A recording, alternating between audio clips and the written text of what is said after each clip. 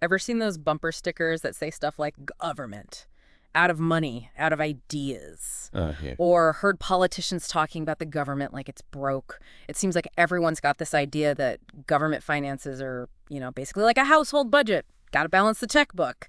Can't spend more than you bring in. Yeah, it makes sense, right? Like, it's just common sense. We all have limited income.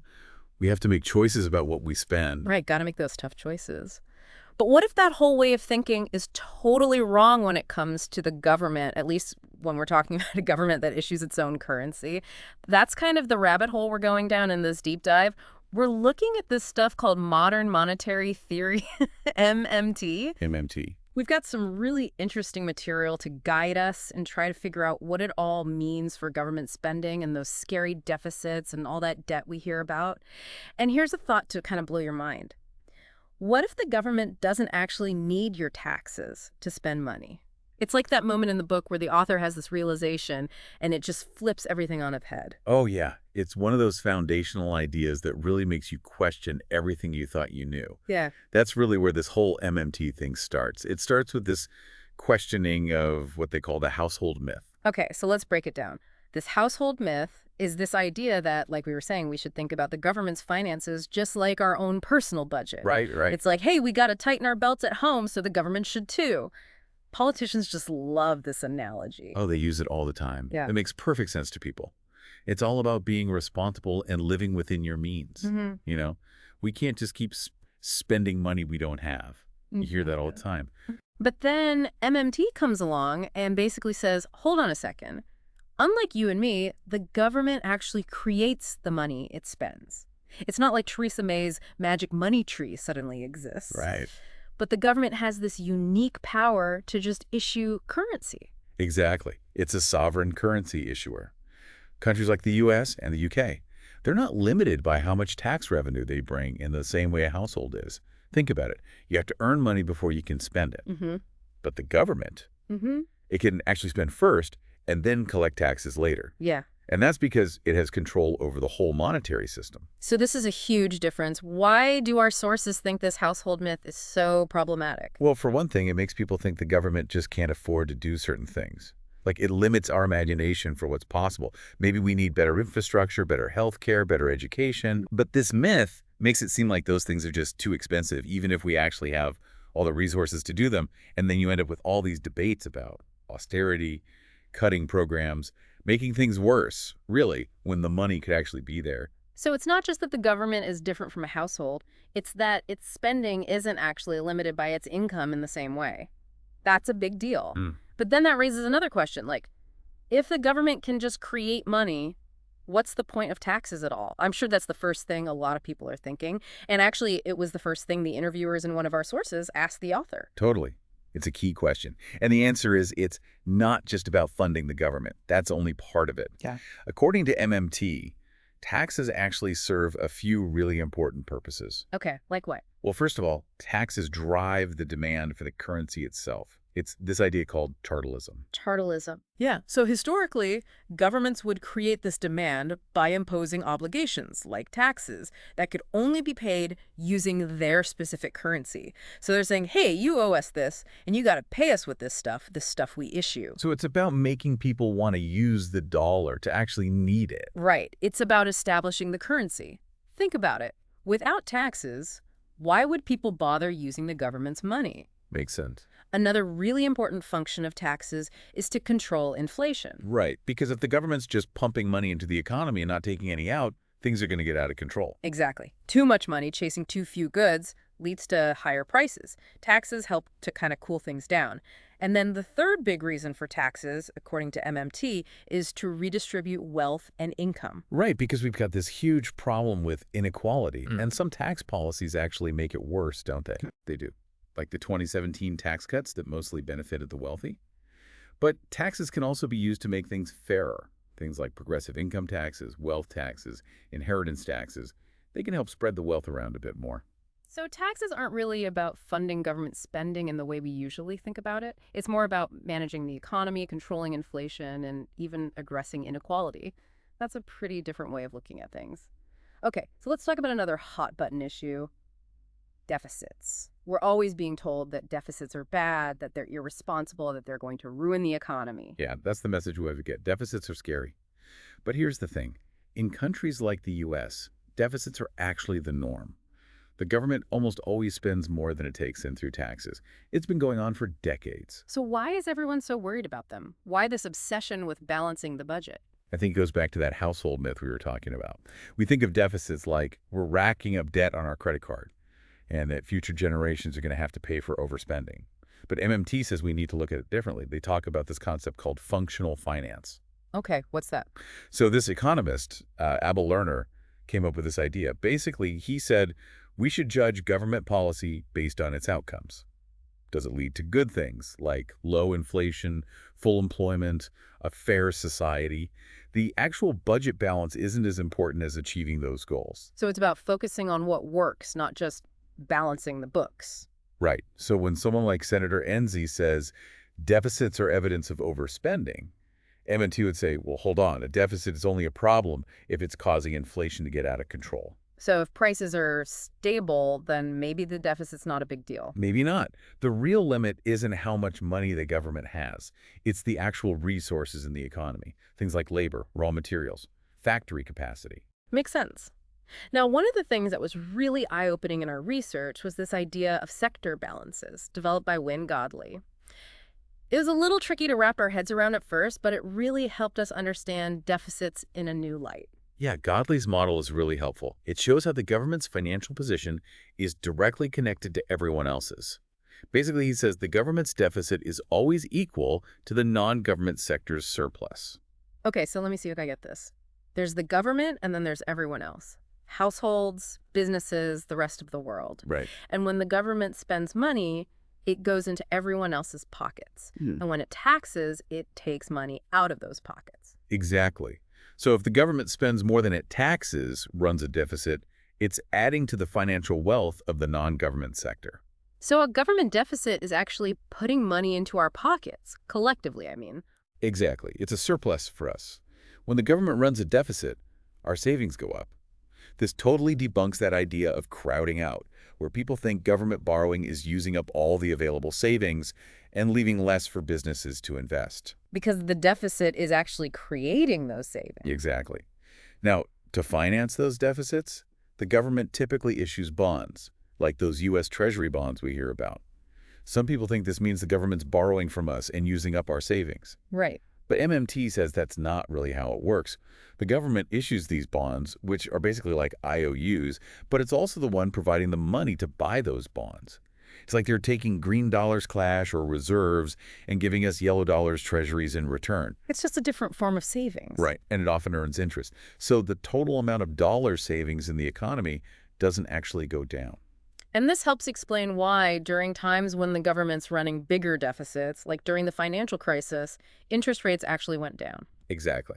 Countries that control their own currency, they don't have to rely on private investors the same way countries using a foreign currency do. Like Greece, for example, with the euro. They had to compete for euros, and when things got bad, their interest rates went through the roof. But the U.S. and the U.K., they can use their central banks and just create more of their own currency if they need to. So controlling your own currency gives you a lot more flexibility.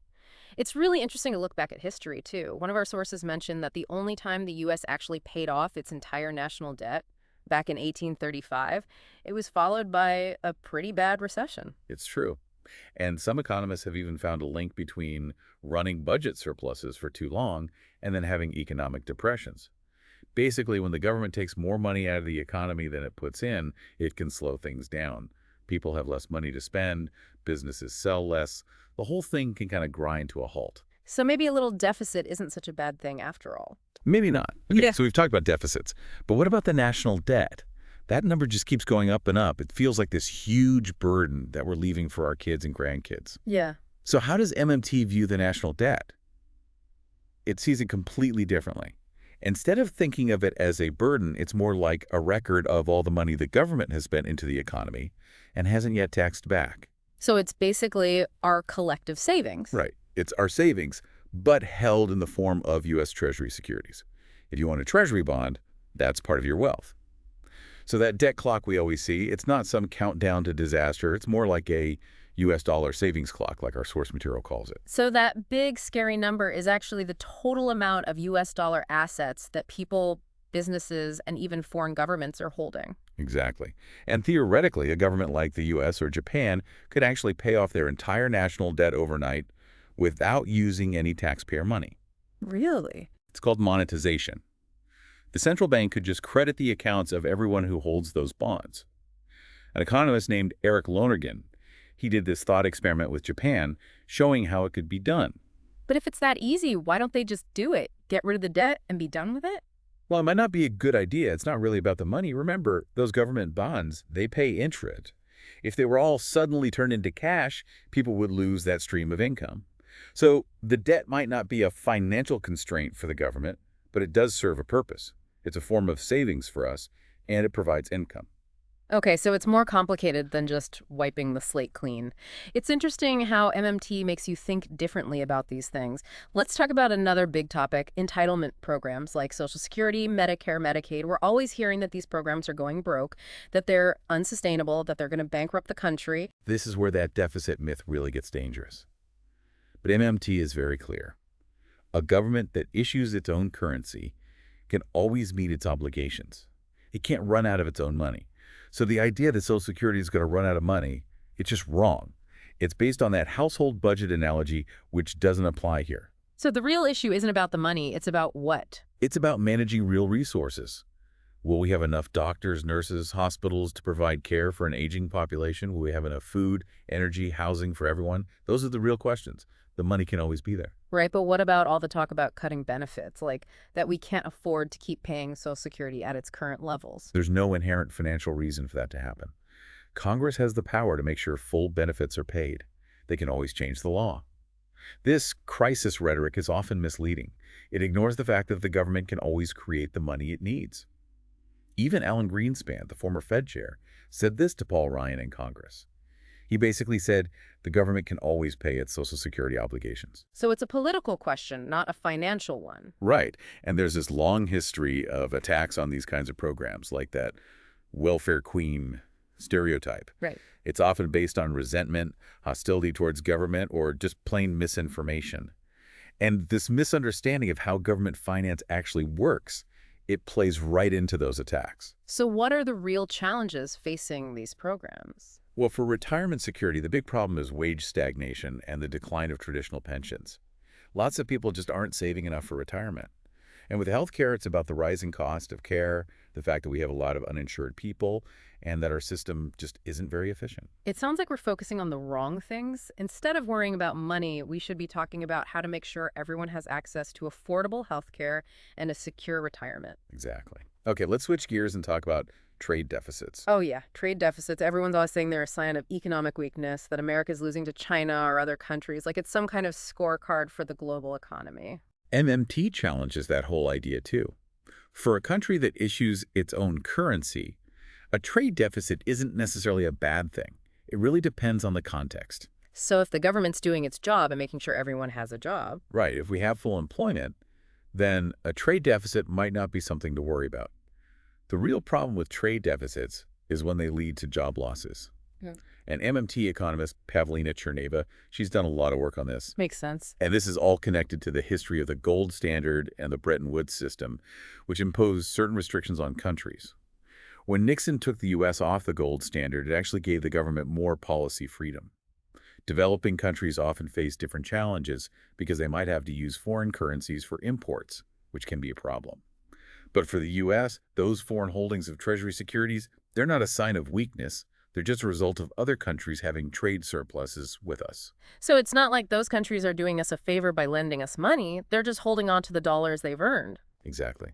Okay, so we've talked about a lot of MMT concepts. But one of those interesting policy proposals that comes out of it is this idea of a job guarantee. A job guarantee? That sounds interesting. What is that? It's basically a program where the government would offer a job to anyone who wants one, but can't find a job in the private sector. So it's like a safety net for employment. Exactly. It would provide a living wage, benefits, and meaningful work. It would be voluntary so people could choose to participate or not. And the jobs would focus on public service, things that benefit the community. And how would this work as an automatic stabilizer? So during a recession, when businesses start laying people off, the job guarantee program would automatically expand. More people would take those guaranteed jobs, which would help keep them afloat and keep the economy from crashing. And then when the economy recovers, the program would shrink as people go back to private sector jobs. It's like a built-in mechanism to smooth out the ups and downs of the business cycle. Exactly. And there are actually some examples of similar programs that have been tried in other countries, like in South Africa and India. That's really interesting. So we've covered a lot of ground here. But one of the biggest takeaways from all of this is how MMT changes the way we think about government budgeting. It's a huge shift in perspective. We usually think of the government like a household, but MMT says that's wrong. The government is the issuer of the currency, so it doesn't face the same financial constraints as the rest of us. Right, so this whole idea that new spending has to be paid for with cuts or tax increases. Yeah, MMT says that's often unnecessary. Senator Boxer even called those pay-fors bullshit. She was pretty frustrated with the whole thing. So if it's not about finding ways to pay for things, what should government budgeting be about? It should be about managing real resources. Do we have enough people, materials, and infrastructure to achieve our goals? That's the real limit. Like when Kennedy said, we're going to put a man on the moon, he didn't say, okay, first we got to raise taxes or got other programs. He said, we're doing this, and then they figured out how to mobilize the resources. So instead of being constrained by these artificial budget rules, we should be focusing on what we want to achieve as a society and then figuring out how to use our resources to get there. Exactly. MMT says the U.S. can afford to do a lot more than we think.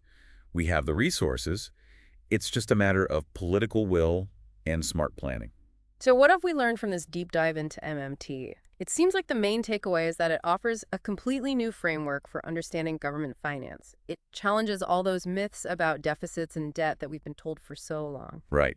It helps us see that a government that issues its own currency has a lot more power and flexibility than we usually think. So the real question isn't whether the government can afford to do things. It's what do we want to do? What are our priorities? And how can we best use our resources to achieve those goals? It's a pretty exciting way of thinking about things. It makes you realize that we have a lot more possibilities than we might imagine. It makes you wonder, what could we accomplish if we weren't so afraid of deficits and debt? What kind of future could we build? It's definitely something to think about. And maybe it'll even make you want to go back and look at those sources again with a fresh perspective. Definitely. Thanks for joining us on this deep dive. My pleasure.